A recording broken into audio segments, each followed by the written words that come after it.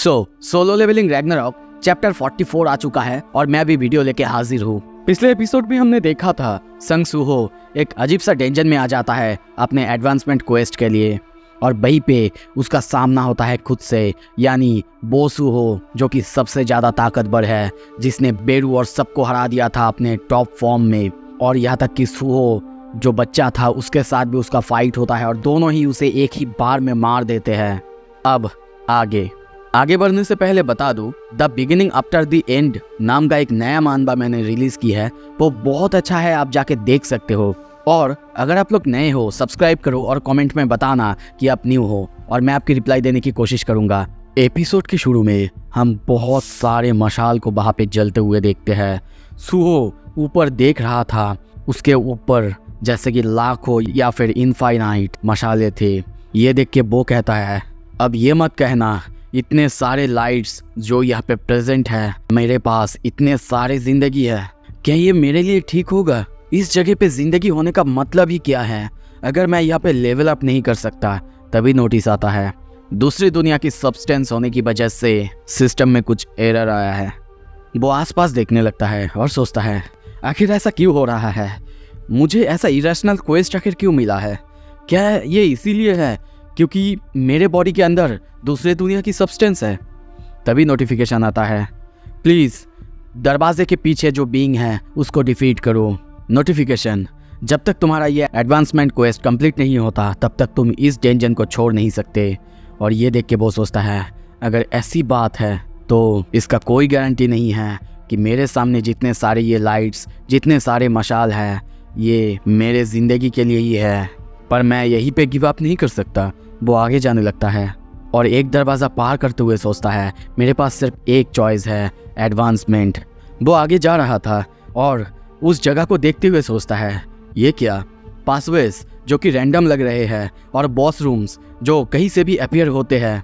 यहाँ पे high chance ये भी हो सकता है कोई और भी बॉस हो जिनके की रूम्स एग्जिस्ट करते होंगे, पर प्रॉब्लम यह है मुझे नहीं पता कि ये जो लैबिरिंथ है, यानी ये जो भूल भुलैया है, ये कितनी बड़ी है।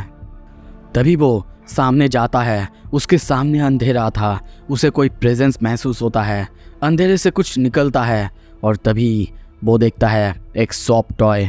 और तभी वहाँ पे बहुत सारे खिलौनों के साथ सूहो यानी छोटा सूहो था जो कि ऊपर उड़ रहा था।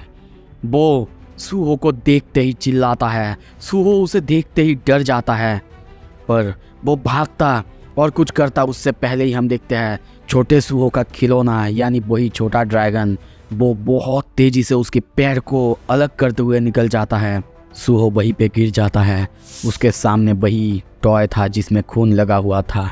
वो सोचता है क्या, ऐसा कैसे हो सकता है, सिर्फ एक टॉय से मेरा पैर कैसे ऐसे पूरी तरह से ब्लास्ट हो सकता है?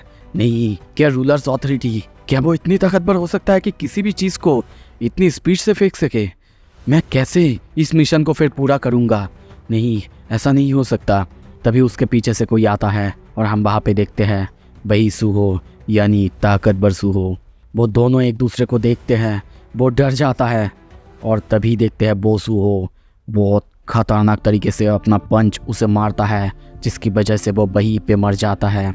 फिर से जिंदा होने के बाद वो बस सर पकड़ लेता है और सोचता है कैसे ऐसा हो सकता है, मैं उनको कैसे हरा सकता हूँ? और बॉस ऐसे ही आसपास ऐसे रोम नहीं कर सकते, ये इतना डिफिकल्ट कैसे हो सकता है? क्या डैड को भी ऐसा करना पड़ा था, बिल्कुल मेरी तरह?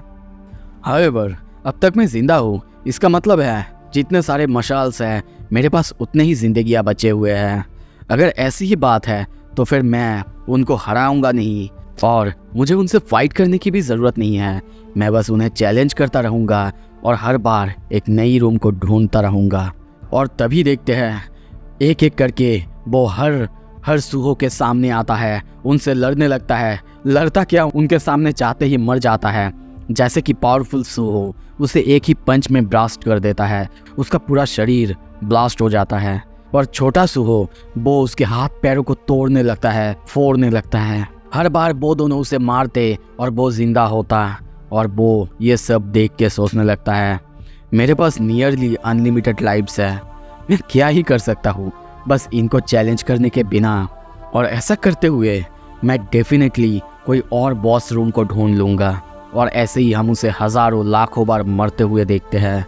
पर फिर बहुत बार मार खाने के बाद और मरने के बाद वो सोचता है, पर मैं फिर क्या करूँ? अगर यहाँ पे कोई और बॉस रूम एग्जिस्ट ही ना करा तो? अगर सिस्टम एरर की वजह से कुछ भी और ना आया मेरे सामने तो? और तभी वो बैठ जाता है एक जगह और सोचता है, इनफाइनाइट लाइव्स। आखिर इनफाइनाइट ज़िंदगी होने का मतलब क्या है मेरे सामने?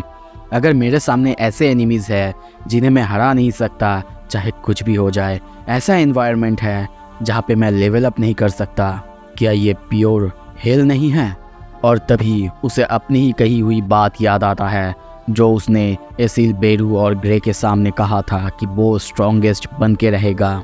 ऑलराइट, अब जो मैंने कहा था वो करके रहूँगा और अब से मैं इस भूल भुलैया के अंदर जहाँ पे भी मरूंगा वहाँ पे कुछ ड्रॉ करके रहूँगा।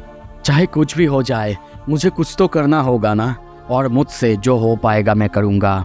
तभी देखते हैं वो ड्रॉ करना चालू करता है और दूसरी तरफ हमें न्यूज़ सुनाया जाता है, द हंटर एसोसिएशन ने स्टारडस्ट को यूज़ करना पूरी तरीके से बैन कर दिया है, क्योंकि पहले तो कहा जाता था कि इसके इस्तेमाल का कोई भी साइड इफ़ेक्ट नहीं है, पर जितने सारे हंटर्स ने भी इसे लिया था उनको चेक करने के बाद ये पता चला है कि स्टारडस्ट लेने के बाद से उनका मेमोरी लॉस हुआ है।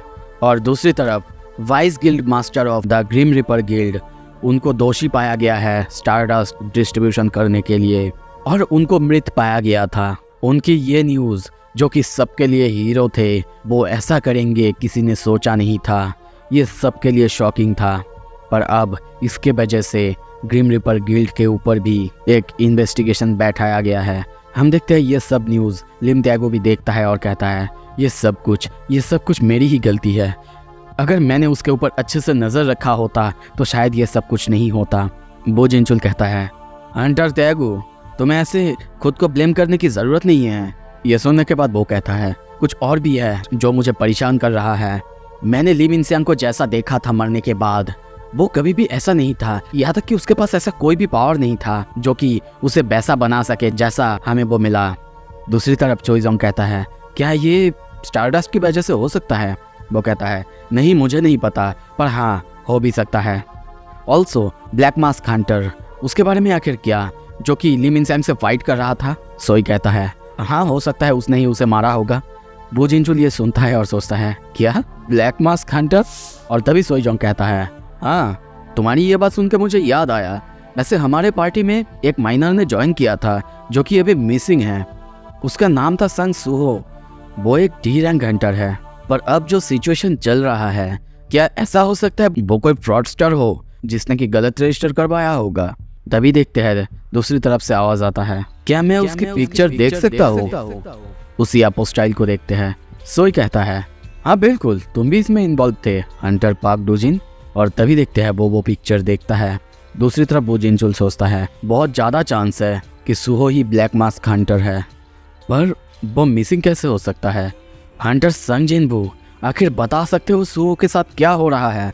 आई होप वो सही होगा। दूसरी तरफ उसकी पिक्चर देख के हम देखते हैं वो अपोस्टाइल वो स्माइल करने लगता है। सीन शिफ्ट होता है। दूसरी तरफ हम सुहो को देखते हैं, वो कई बार मर चुका है और हम धीरे धीरे उस जगह में उसके उसी खून से बनाया हुआ ड्राइंग को देखते हैं जो कि पूरी तरह से एक भूल भुलैया है। और अब ऊपर से हम देखते हैं, तो फिर इस निशान का मतलब क्या है? क्या सुहो कुछ ढूंढ पाएगा? क्या सुहो खुद को हरा के ताकतवर बन पाएगा? अगर सब कुछ देखना है जल्दी से जल्दी सब्सक्राइब करो, लाइक करो, और हाँ the beginning after the end जाके ज़रूर देखना। मैं कमेंट बॉक्स और डिस्क्रिप्शन में लिंक दे दूंगा। Thank you so much, stay tuned.